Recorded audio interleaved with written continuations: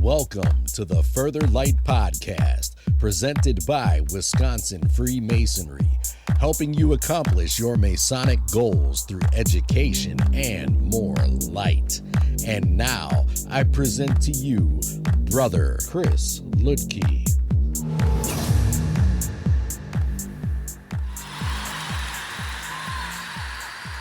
This is Brother Chris Ludke, and today I want to explore logical fallacies in a day where we are constantly being persuaded by people who are marketing and advertising, politicians and others. We need to understand what logical fallacies are and understand how to either take advantage of them or avoid them. And what do they mean when you find them in an argument? Now, logical fallacies are those not quite logically sound statements that might seem solid at first glance, but crumble the moment you give them a second thought. It's like when you get into an argument with someone and the point that they make is sound at its base level, at a very first hearing level, but then you go back and think about it later and you come up with all those ideas of how this is a problem. That's usually due to a logical fallacy. Now, logical fallacies are everywhere. Once you know how to recognize them, you'll notice how common they are and how they can undermine the point their writer is attempting to make.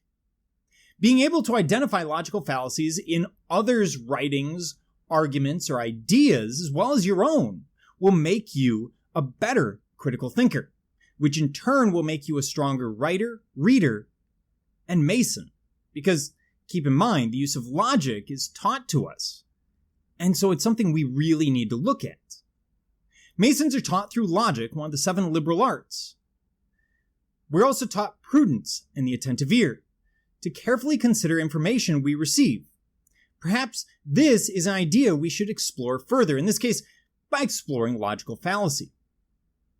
Today, we're looking at logical fallacies, and we won't be dealing with specific issues such as cognitive biases, emotional heuristics, credible sources, research, etc. We'll probably deal with those in the future. And this is one of those episodes where the focus is on looking at a general topic rather than esoteric Masonic education, but with the same goal: to make you a better man. Now, when it comes to sources, I'm looking at a number of them. I'm looking at Steve Novella, Your Deceptive Mind; David McCrae, You Are Not So Smart; Daniel Condeman, Thinking Fast and Slow; and articles online from Grammarly and elsewhere on logical fallacies. So let's start at the beginning. What is a logical fallacy? A logical fallacy is an argument that can be disproven through reasoning. This is different from a subjective argument or an opinion, or one that can be disproven with fact. For a position to be a logical fallacy, it must be logically flawed or deceptive, and usually that's the important thing. You can have a logically flawed argument that can be accurate. It's the deceptive part that turns it into a logical fallacy.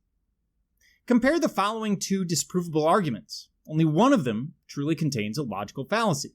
The first: if you go outside without a coat, you'll catch a cold. Well, of course, we know this isn't exactly true, but it doesn't make it a fallacy. If you go outside without a coat, you'll catch a cold and infect the rest of the family. Then your sister will miss class and she'll get a bad grade and fail her course. Can you see the logical fallacy in the second argument? In this case, it's a slippery slope fallacy, a position that claims that very specific consequences will follow an action. Although both statements can be proven wrong by going outside without a coat and staying perfectly healthy. By the way, it didn't work for Francis Bacon, who was trying to prove the same thing and accidentally did, in fact, catch some form of virus and died. But the first one is simply incorrect, is not logically flawed. So something to keep in mind. The history of logical fallacies. Logical fallacies are likely as old as language itself. They're first going to be recognized and cataloged in India and modern-day Pakistan in the Nyaya Sutras, the fundamental text of the Nyaya school of Hindu philosophy. This text identified 5 distinct ways that an argument could be logically flawed, and is written between the 6th century BCE, so about 600 BCE, and 200 CE. So it's a very old idea. And these ideas probably go back even further. This is the first time it's written down. Greek philosopher Aristotle, of course, also writes about logical fallacy. He identifies 13 of them, divided into verbal and material fallacies in his work, Sophistical Refutations.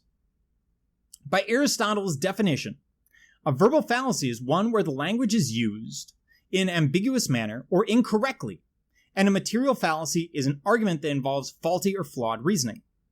So there's a problem in the language or an intentional misuse of the language to mislead the listener or the reader.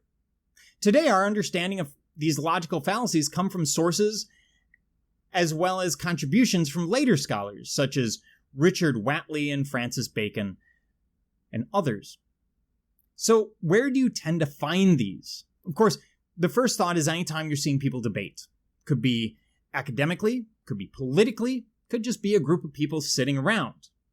But you will find them elsewhere as well. You'll see them used as rhetoric, especially in spaces that aren't necessarily academic or professional, but you see them there as well. Sometimes people have an argument, and the only way they seem to be able to get it across is by using one of these fallacies. In fact, we can almost guarantee that you've encountered logical fallacies on social media. It's all around you, especially in the comments under divisive posts.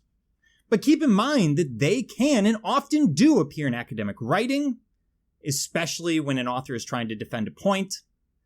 You also see them all over the place. It's not just one age group or political affiliation or gender, race, religion, subculture, or other shared characteristics. These are universally human. And it's interesting that we're dealing with something that is universally human when we're a member of a fraternity that talks about universal values in many of our teachings.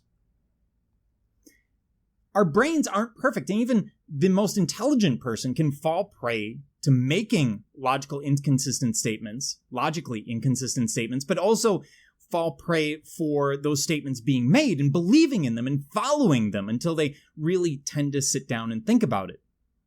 Usually people make these kinds of statements because they haven't taken the time to think them through logically, not because they intend to make flawed arguments. And this is important. When you see a logical fallacy, you don't get to point to it and go, hey, there's a logical fallacy. That's slippery slope, so it doesn't count. You don't automatically win the argument. It's not like a grand slam home run. You have to actually pay attention to what the argument is.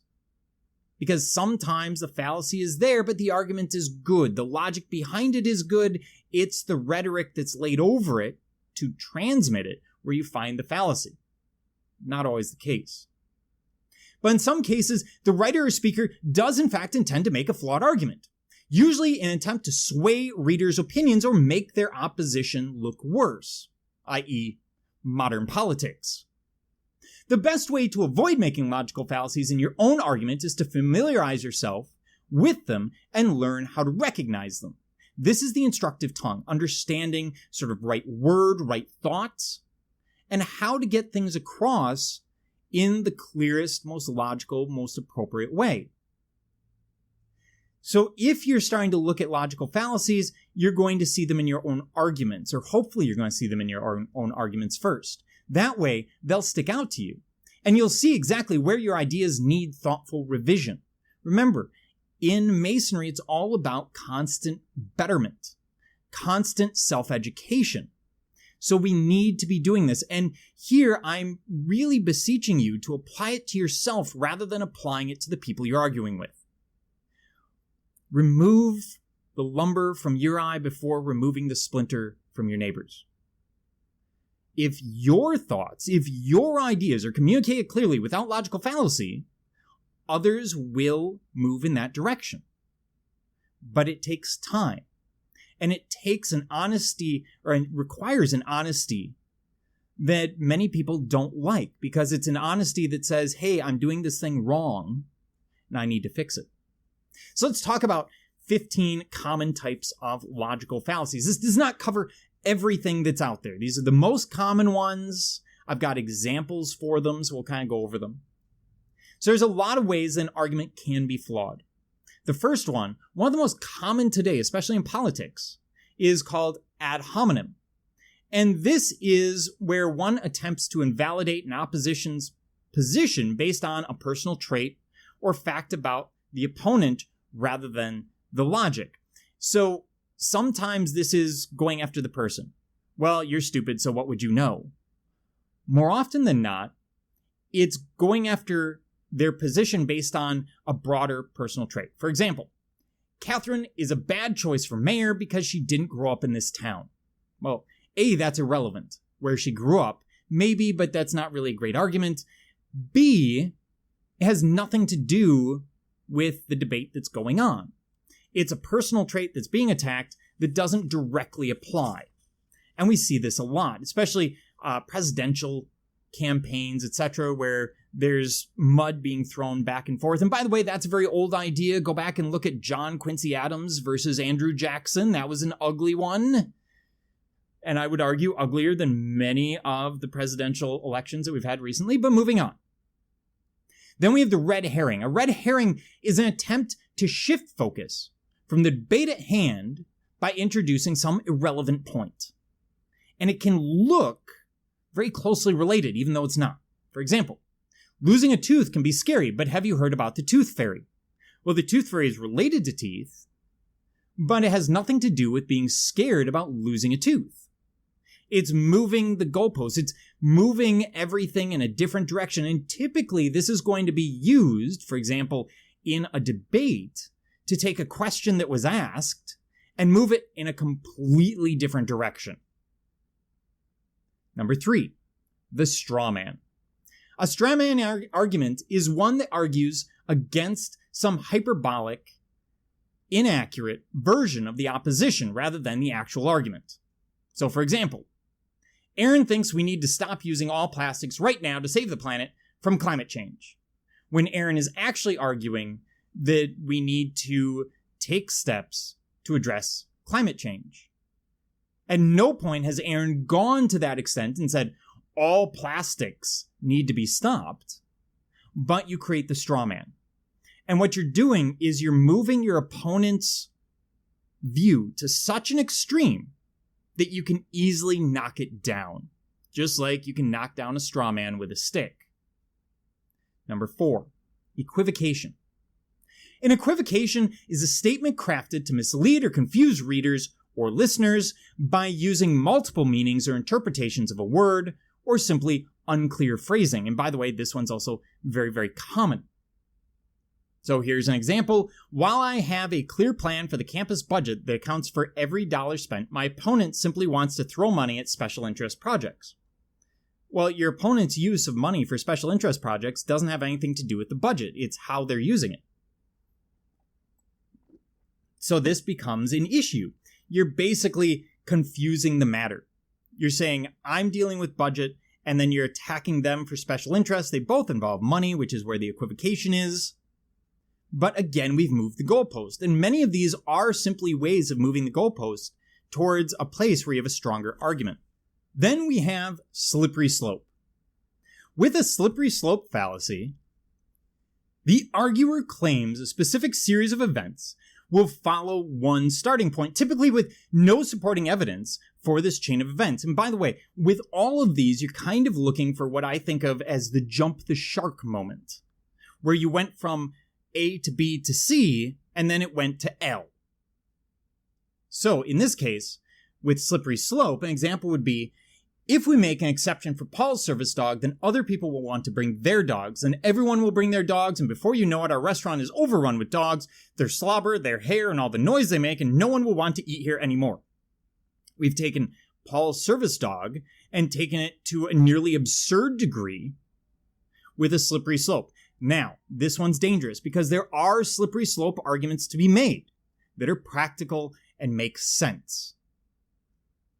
But you need to be very careful when making them. And they don't necessarily mean that the argument is bad. Here, it gets to a level of absurdity. One service dog does not necessarily mean that your restaurant's going to be full of dogs and no one's going to want to eat there anymore. It may be a simple case-by-case scenario. Welcome to the reasons why the world is so difficult to deal with when we deal with moral and ethical issues. Because you have to deal with each one separately and different rules apply in almost every case. Number 6, hasty generalization. Another very common one. A hasty generalization is a statement made after considering just one or a few examples, rather than relying on more extensive research to back up the claim. A friend of mine, brother of the lodge by the name of Cameron Schulte, actually gave me an example of this, which is the plural of anecdote is not data. Just because you're aware of 2 or 3 examples of something does not mean that that rule applies universally. Now, it's important to keep in mind that what constitutes sufficient research depends on the issue at hand, the setting, and the statement being made. For example, I felt nauseated when I ate pizza from Giorgio's, so I must be allergic to something in pizza. Well, that's a single example from a single place. It's unlikely that you're allergic to something. It could be any number of different things. But it's using an anecdote as data, and that's where hasty generalization becomes dangerous. You need to actually have data.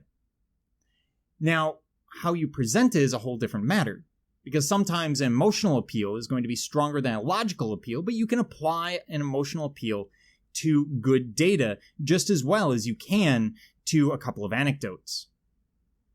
Number 7, appeal to authority. In an appeal to authority, the arguer claims an authority figure's expertise to support a claim despite their expertise being irrelevant or overstated. For example, if you want to be healthy, you need to stop drinking coffee. I read it on a fitness blog. Well, first of all, we don't know if that fitness blog has any kind of expertise whatsoever. Secondly, the authority might be speaking out of their place. For example, if someone teaches history and is suddenly going off on medical ethics, maybe you need to consider the source. He might be knowledgeable in that topic, but it's not their specialization. And so there needs to be evidence of real authority. Also, just because you appeal to authority and you say, well, this doctor says this, doesn't mean that that is medically true. For example, you might have one doctor that says, well, the body's fine without a pancreas, when all the other doctors say, not so much. So you need to be careful with appeal to authority. If someone brings this to you, you need to question that person's authority, not the speaker, but the person they're coming to. If you're not familiar with them, say that you're not familiar with them, and take what they're saying with a grain of salt until you can look it up later on. If this is you, make sure you have good information behind you. Number 8, false dilemma. A false dilemma is known as a false dichotomy. It claims that there are only 2 options in a given situation. Often these are extreme opposites of each other, failing to acknowledge that other, more reasonable options may exist. For example, if you don't support my decision, you never really were my friend. Well, these are 2 very big extremes, right? Either you're my friend or you're not. And if you're my friend, you support me, and if you're not supporting me, then you're clearly not my friend. And you see this in politics a lot. This is similar to making an absurd argument. You're basically stretching things out to such a point that it's easy to knock down. Almost every logical fallacy works that way. Again, it's moving the goalpost, it's stretching the truth, it's doing something so that I can move the target into a position where I can best attack it. And this is the problem with debate sometimes, is it's all about attack and it's not about listening. As we learned with dialectic is based on listening, but dialectic is also for learning, not defeating your enemy, which arguably debate is these days, but still. Then we have the bandwagon fallacy. So the arguer claims that a certain action is the right thing to do because it's popular. Of course it's fine to wait until the last minute to write your paper. Everyone does it. It's the, if everyone else jumps off the Brooklyn Bridge, would you? It's exactly what you're doing here. Just because everyone else does it doesn't make it a good idea. For a long time, large amounts of Europe thought that burning witches was a brilliant idea. We've moved past that. Human slavery was a brilliant idea. We've moved past that. So, bandwagon can fall apart rapidly. Number 10, appeal to ignorance. An appeal to ignorance is a claim that something must be true because it hasn't been proven false. It can also be a claim that something must be false because it hasn't been proven true. This is also known as a burden of proof fallacy. For example, there might be fairies living in our attic because no one's ever proven that there aren't fairies living in our attic. It's a black swan problem. You can't prove a negative. It's very difficult. So you can't prove that no black swans exist until you observe everywhere in the world, and it's possible that you will find an example. But with any argument that makes an extraordinary claim, you must have extraordinary evidence. And so that's usually where this one falls apart. When you have an appeal to ignorance, just because you don't know something doesn't make a certain thing true. Because you can't, again, prove a negative. Then you have circular argument. A circular argument is one that uses the same statement as both the premise and the conclusion, with no new information or justification introduced. For example, peppers are the easiest vegetable to grow because I think peppers are the easiest vegetable to grow. You will see this in a lot of debates, where people haven't really thought something through, they have a single point, and they're just going to keep spinning it. They're going to bring it back to that thing over and over again. There's no way to argue with them, and oftentimes with logic, you need to use the attentive ear to pick up on these things so that you recognize that, hey, I'm not going to change that person's mind. I'm not going to change their ideas because they're hard set into something. Number 12, sunk cost fallacy. With the sunk cost fallacy, the arguer justifies their decision to continue a specific course of action by the amount of time or money they've already spent on it. For example, I'm not enjoying this book, but I bought it, so I have to finish reading it. And while your parents probably did push this on you at some point when you were a kid with books or food or any number of other things, it simply isn't the case. If you had a car that constantly needed repairs adding up to $10,000 a year, but it was always, a few $100 or $1,000 every month, you wouldn't sit there and say, it's okay, I already spent the money for the car. At some point, you would cut your losses, right? And it's the same thing with the sunk cost fallacy. Now, we don't often see this in logic, unless you're a parent or someone trying to convince someone to finish up on some issue. Number 13, appeal to pity. An appeal to pity attempts to sway a reader or listener's opinion by provoking them emotionally. This is so popular in politics today. Look at any State of the Union address, for example, and they will always point up into the gallery to someone who's had a horrible life, but it happens to beautifully illustrate whatever point the president's making at the time. Emotions are powerful things. An emotional argument will always trump a logical argument because humans are designed to follow emotion. Emotions are heuristics. They are shortcuts. They are the way that our primitive ancestors figured out whether or not to run from this rustling in the grass. Is it a saber-toothed tiger or is it the wind? And so we see this on a regular basis. For example, I know I should have been on time for the interview, but I woke up late and felt really bad about it. And then the stress of being late made it hard to concentrate on driving here. And so we're not only going after them emotionally, but we're trying to convince them that our lives are particularly difficult. Sometimes appeal to pity is sort of a race to victimhood or a race to have people understand that our life is particularly difficult and more difficult than theirs. Number 14, causal fallacy. A causal fallacy is one that implies a relationship between two things where one can't actually be proven. For example, when ice cream sales are up, so are shark attacks. Therefore, buying ice cream increases your risk of being bitten by a shark. Of course, correlation and causation are not the same thing. Just because two things happen at the same time and you can relate them as happening at the same time doesn't mean they're actually related. Shark attacks might be increased in the summer. Ice cream sales are, of course, increased in the summer, and therefore the two would correlate, but there is no causation. One does not cause the other. Then we have appeal to hypocrisy. And appeal to hypocrisy is a rebuttal that responds to one claim with reactive criticism rather than a response to the claim itself. For example, you don't have enough experience to be the new leader, and then the other person saying, well, neither do you. You're going after the idea that this person is a hypocrite. You're not going after their idea or their experience. And this doesn't help anything. It doesn't move the argument. It doesn't teach anyone anything. Although this list covers the most commonly seen logical fallacies, it's far from exhaustive. Other logical fallacies include the no true Scotsman fallacy. New Yorkers fold their pizza, so you must not be from New York if you eat with your utensils. And the Texas sharpshooter fallacy. Cherry-picking data to support a claim rather than drawing a logical conclusion from a broad body of evidence.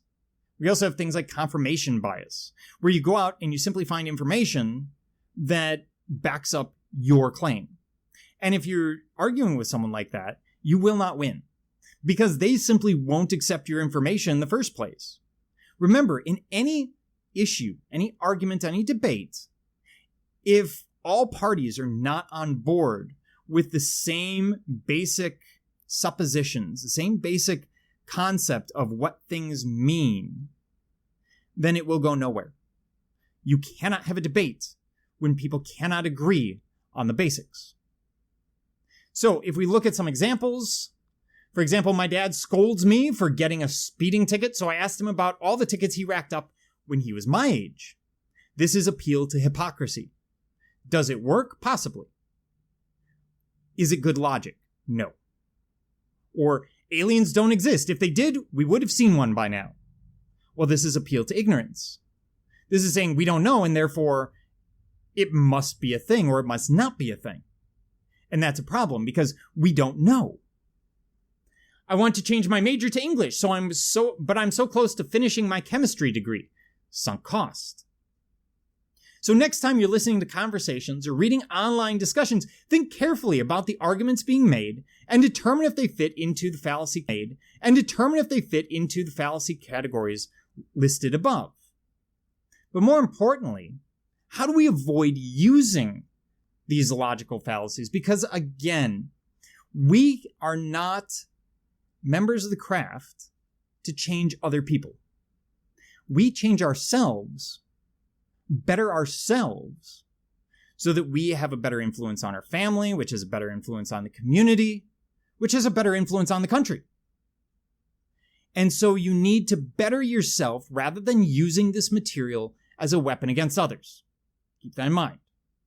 The most effective way to avoid using logical fallacies is to carefully think through every argument you make, tracing your mental steps to ensure that each can be supported with facts and doesn't contradict other statements you've made in your work. Also, continue validating or invalidating your ideas as you work through them. One of the most important things that you can do is don't just back up your claims, but challenge them. Make sure that when you're working on an argument, that you're not just looking at your side, that would be confirmation bias, but that you're looking at the other side, that you're understanding their viewpoint. And if you happen to flip, even though it's particularly unpopular today to change ideas, it is actually the more logical thing to do. In fact, that's the entire basis of science. When you get new evidence, you change your ideas. And so make sure that you're not just backing up your claims, that you're constantly challenging yourself, looking at the other arguments, looking at the other side, understanding where they're coming from. Pretend you're arguing an opposing position and you want to expose the flaws in your original argument, and you will, and it will make your argument stronger. If you come across logical fallacies in your ideas, take time to reconstruct your positions so that they're logically sound. This could mean changing how you approach and explain your argument, or adjusting the argument itself. Remember, using a logical fallacy does not necessarily mean the ideas are being argued incorrectly, or that the ideas being argued are, in and of themselves, incorrect. It could be an objective fact or a defendable opinion, but simply presented in an illogical way. As Masons, we must not only use logic to guide our thoughts and dialectic to bring together new ideas, we must learn to filter out fallacies that could lead us in the wrong direction and may indicate when we are being intentionally misled or when we are possibly creating an argument that may be misleading to others.